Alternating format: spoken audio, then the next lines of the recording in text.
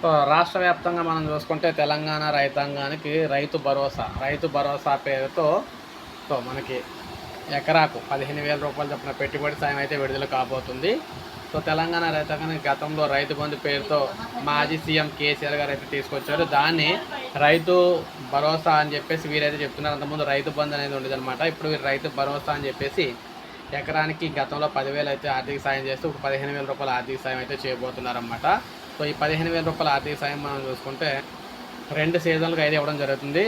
వానాకాల సీజన్కి, యాసంగి సీజన్కి సంబంధించి. వానాకాల సీజన్కి ప్రస్తుతం వానాకాల సీజన్కి సంబంధించి ఎకరానికి 7,500 చొప్పున అయితే విడుదలైతే కాబోతున్నాయి అన్నమాట.